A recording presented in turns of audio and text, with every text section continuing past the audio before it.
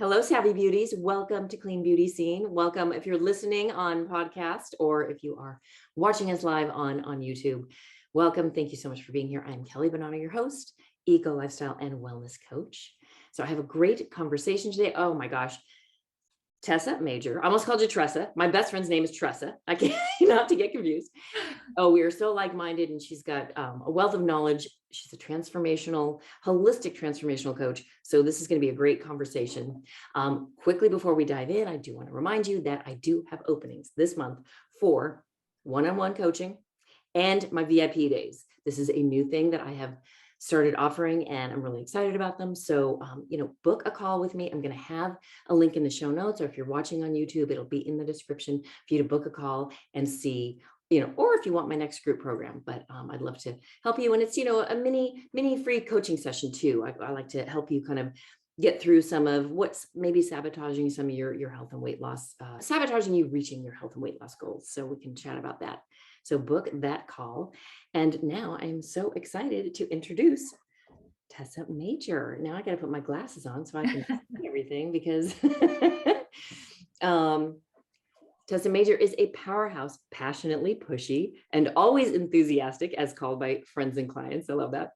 Tessa is a thought leader and a no-nonsense Christian holistic transformational coach. She combines neuroscience, gene activation, and biblical insights to help women live their most abundant life mentally, physically, spiritually, and financially. She helps Christian women fully understand their identity, purpose, and potential so they can have the impact they were created to have without any fear or self-doubt or unbelief. Welcome to Clean Beauty Scene, Tessa. Thank you so much for having me. It's a wonderful space. I'm so excited. The whole holistic and I love that you focus on spirituality and very like-minded. I've always been pretty spiritual, but it's really grown exponentially in the last probably 8 years, and it's just more and more and more. And it's life-changing, really. So I'd love for you to give a little background and what exactly does it mean to be a holistic transformation coach? I love, I look at things very holistically too, take a holistic approach, but what exactly, specifically for your coaching, what does that mean? Yeah, of course. Yeah, it's a mouthful to begin with, right? Like, honestly, I would just abbreviate it if anybody had a clue what it was.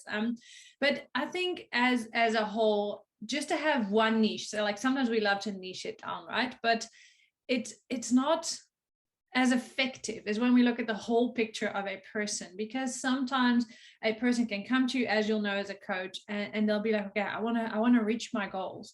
But then it turns out maybe once you had that conversation that they're not able to focus and they feel unmotivated because they're actually nutritionally deficient and they're actually not activating their genes the right way. They maybe are having trouble with oxidative stress.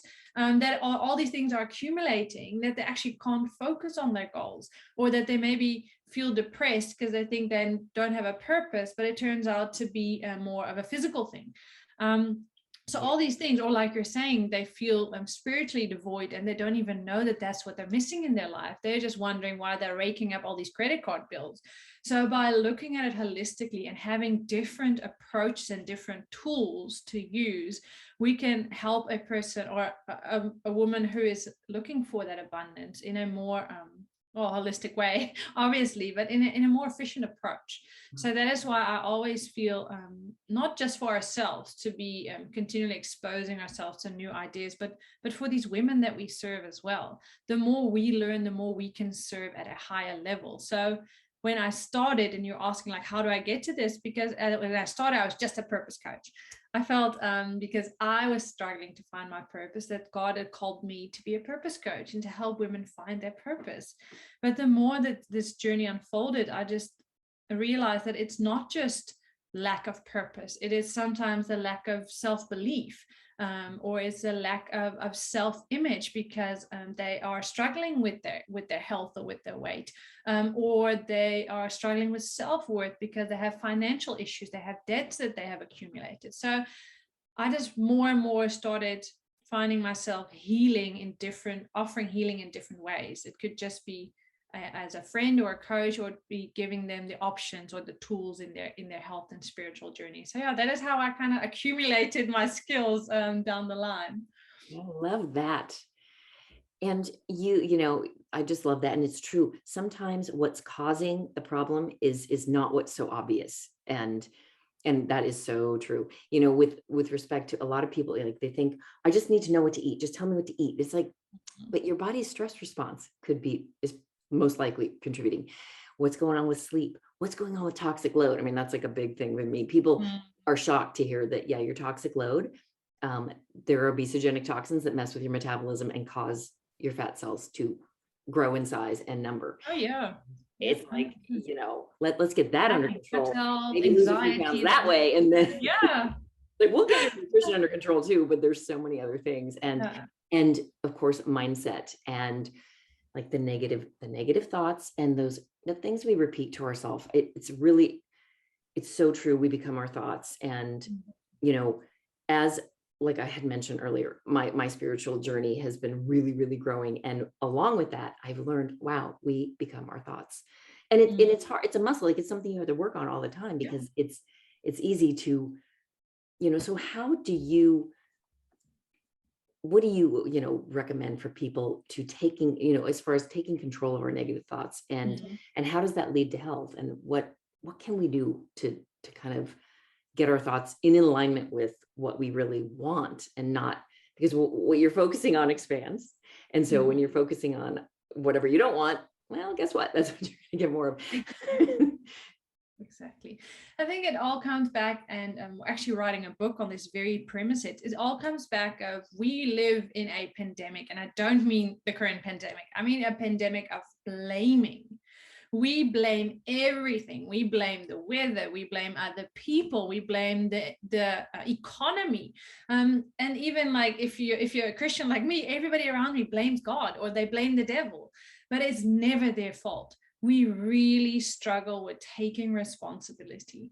And at the end of the day, our reality is, like you're saying, it is something that we have created with our predominant thoughts. It's what we constantly meditate on. And even like people will get angry and say, well, I didn't want this car crash. I didn't want cancer. No, but you meditated on all these things. I have a friend who now recently had an epileptic attack as a perfect example. So she had an epileptic attack. They had no idea where it came from. First time ever it happened.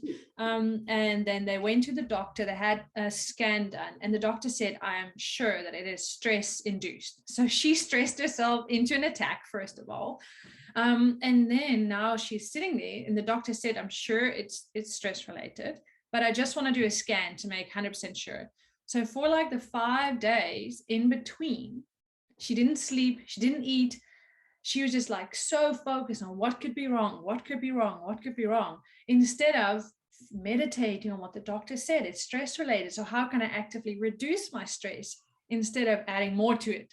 So it's just a perfect example of, no, of course she didn't wish it upon herself, but the accumulation of stress by always worrying about the worst scenario, she accumulated and then it came out physically into an attack.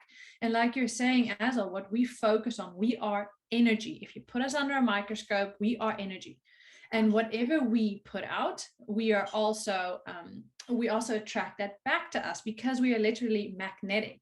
So no, you don't wish it, but because of the state you're in, the constant anxiety, the worry, the what ifs, the negativities of life. I mean, if you constantly focus on the news, you're going to have a negative mindset. So by taking responsibility and saying, okay, well, the financial lack that I'm experiencing, or the weight problems that I'm experiencing, my mental challenges, can I take responsibility to say, I put myself in this mess? If you can do that, it gives us incredible power, because then we have the power to change our future from where we are at.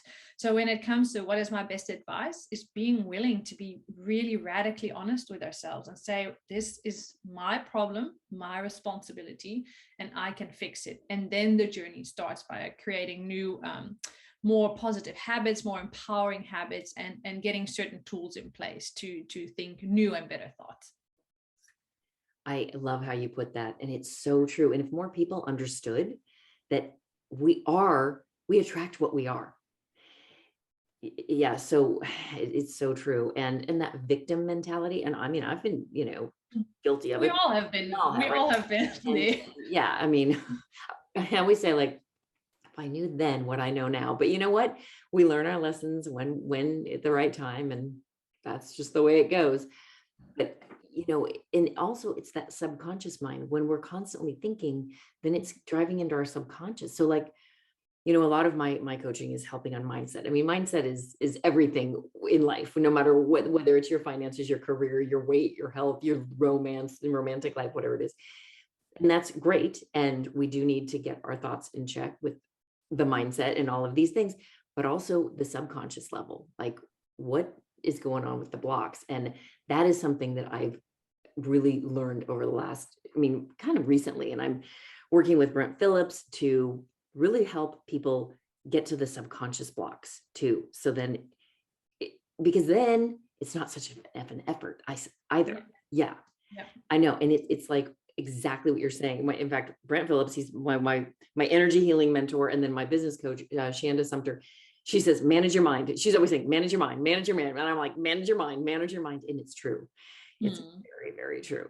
Like I have a couple friends that are out there dating, and, it's like, okay, that's a tough situation. And I know there are a lot of losers out there, and online dating is not fun. But if you think to yourself, there's nobody good out there, and there's just a bunch of online, and then that's who you're gonna meet, and it's like that with pretty much everything. Yeah, you attract the frogs, whether it's in your romantic relationship, in your career. If you focus on the frogs out there, that's exactly what you're going to attract. Exactly. So what's your best tip for people to, it's a big topic, obviously, but like people are listening, probably thinking, okay, and maybe, listeners, as you're listening, what are some of the thoughts you're telling yourself? And how can you we got to rewire the brain? Like that's a big focus of what you do, that neuroscience, neuroplasticity. When I started studying that, it's fascinating. And that's why I really love that you focus on that, because you can change those neural pathways in your brain. And once you do, then, it's a lot, but what do you think one thing somebody listening could think, okay, I can start with that? Becoming your own best friend. Absolutely do whatever it takes to become your own best friend. And what I mean by that is get on your own side. We are, and especially women, we are absolute champions in beating ourselves up and being so hard on ourselves because we've accomplished the 20 things, but we are focusing on the 3 things that didn't happen, right? So become your best friend, and also realize that you have a brain. You are not your brain. Because you're saying all these blocks that we are putting up, it's actually our brain trying to keep us safe, because in our comfort zone we are safe. If we try to reach goals outside of that, if we want to raise the bar, then our brain is going to get overwhelmed, going to get scared, and it throws up these blocks. So by realizing we have a brain, we are not our brain, we can come from it from a more supportive, compassionate space. Because what works better, and of course, we can talk about the carrot and the stick. Yes, there is a certain place for the stick, right? But what works better if you have a friend that's constantly tearing you down, telling you that you're useless, that you don't have what it takes, or if you have that friend in your corner say, you got this, you can do this, let me help you, let me bring you tools.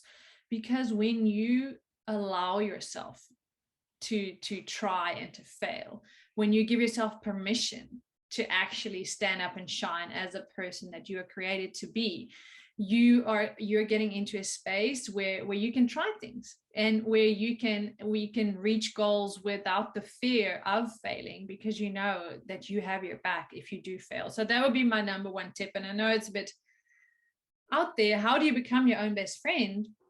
By getting to know yourself better. So I think that's a more practical tip. Get to know what you enjoy. What are you passionate about? What's your why? You as a coach, you also go very deep into why do you want this goal? What is the deeper level? So the better we get to know ourselves, the better we can be our own best friend. Absolutely. It's like goes back to self-love. And I always think it's like would you say this to your best friend? Would you say this to your daughter? Would you say, picture, this is something I've told clients before, picture yourself at 10 years old, that little girl. Would you say that to her? Like, that's you. Yeah. And you're so right. You hit the nail on the head with the comfort. Yeah. Our brains are trying to keep us safe. So I love how you explain that, where it's like your brain is one thing, and it's almost like, okay, that's nice that you think that, brain, but we're going to do this instead. It's almost like the brain is a little child. Yeah. Okay, that's exactly. A lovely thought, but I know you want to keep it safe. But yeah, because treat it like a child, like appreciate its thoughts, but know that your ways are probably better. So just like be like, no, it's fine. We're going to do it my way. Just the same way you would to, a 5-year-old. Exactly. Because our brain is trying to, and we revert back to what's comfortable, even if it's not what we want, even if it's not what's best for us, even if our, common sense and intellectually we know it's not, it's just comfort. And yeah, because the brain doesn't understand long-term suffering. It only knows immediate threat. That is why, and we had this conversation now, while we're in fight and flight mode in this pandemic where we're in, we take instant actions that give us instant safety, not being able to comprehend the consequences long term, because our brain doesn't work that way. Its only command is keep you alive now, make you fight or flight now. That's why we can smoke. If our brain would understand the long-term consequences of smoking, it would never allow us to change our biology to be able to inhale poison. So yeah, that's the best example that I can think of. That's a good, exactly, because it kind of goes back to that primitive, like our brains are, they were just like, no, you just got to get away from that lion or what, like going back to, because that's where we have evolved from. And our brains have, that's just how we're wired. And it does take a lot. That's why I always say, like, get the help, a coach like you, a coach like that. This is what we need, a little bit of guidance, because this is not, it's simple, but it's not necessarily easy. And it does take repetition, and the brain follows repetition. And it's like, so for you guys listening, trust me, and this is what I always tell my clients, you just got to keep repeating. And it's not about perfect. That's okay. You're going to have those negative thoughts. You're going to have, that's okay. And just like we said, just say, okay, that's nice, but then move on. It's consistency, right? I mean, wouldn't you say? Yeah, 100%. And obviously we can increase the traffic, and we can set habits quicker and more efficiently. But at the end of the day, there always needs to be a certain type of repetition in order to wire that new path for the brain to take it. Yeah. Exactly. So just, do you have any tips for people to kind of keep getting back on track with the repetition when they fall off the wagon? Yeah, of course. Yeah, well, it comes back again to being your own best friend, to realizing that, one messed up day does not equal a messed up life. You can go again tomorrow. And like I was saying, repetition is one of the ways that we can create habits faster, but creating urgency also helps. And then connecting it to our deepest core values. And I don't just mean the fluffy ones, I want to help the world make a better place, but that deep need for attention that you haven't told anybody, that deep need for belonging and validation. When we link our habits to that, on top of stacking it on another habit that's also very effective, we can help ourselves make it much easier to accomplish these things. I love that. And then it kind of naturally gets us in alignment. We just need in alignment with what we really desire. And and I love what you focus on something that's also gene activation. I find this very fascinating. So how do we activate our genes, and what are the benefits? That is something I don't think that is talked about much. I find that, I know, it's such a new science. I mean, how long do we have? But I know.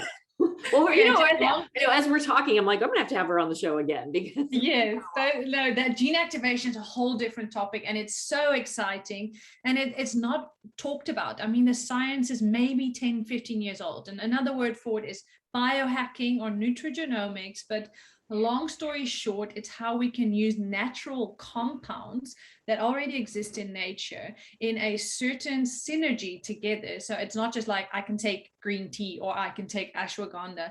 It's about the synergy of the products or compounds together. And what they do is they activate gene pathways in our cells to to get the antioxidants that we need to turn on the pathways that we naturally have. But over time, they are turned off. And that's the theory of aging, right? As we get older, these pathways, sometimes because they're nutrient deficient, sometimes because they just turn off as we get older. So it needs support by nutrients to be turned back on. So gene activation is then how can we find those compounds, put them together so these cells are activated. So instead of supplementing, because supplementing in this day and age is almost impossible because there is less nutrients in food, but more free radicals. I mean, we added 85,000 chemicals in the Industrial Revolution. So that is why we can't supplement anymore. So we're still trying, but we're only doing it on a 1-to-1 ratio. And now comes the most mind-blowing thing. When you activate your genes, you are now fighting free radicals in a 1-to-1 million ratio. So every second that cell is activated, that pathway is activated, every cell pumps out 1 million times antioxidants or regenerating your cells, biogenesis, that it can all be activated without taking any sort of pharmaceutical. So yeah, I mean, there's so much information. I hope that makes sense, but it's just activating our genes to help us live longer, be able to do more and be healthier for a longer period of time. Yes. And that's the key, is being healthier. It's like, I always say longevity, but you want to feel good. You want to feel great. Exactly. What's the point of getting 105? You're miserable for 30 years. Yeah. Right. Yeah, it's true. No, that was a wonderful explanation. And I think we could go deeper on that topic for sure. Yes, 100%. I would love to. So where can people find you? Oh, yes. Okay. Well, I always have to think about that.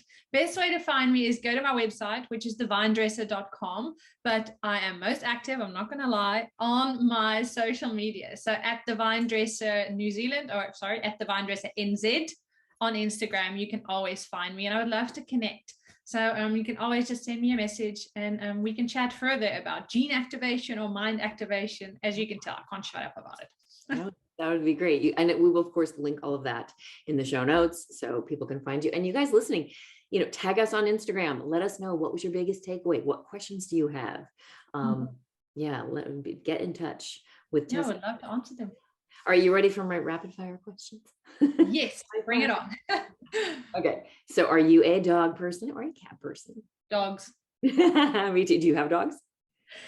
We used to foster for the SPCA and another, and we really miss them. These landlords are not allowing us to have dogs. Oh no! Oh, I couldn't even imagine. Yeah.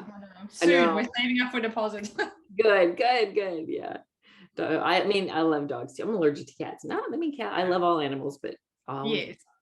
And are you a morning person or night person? Morning. Okay. 100%.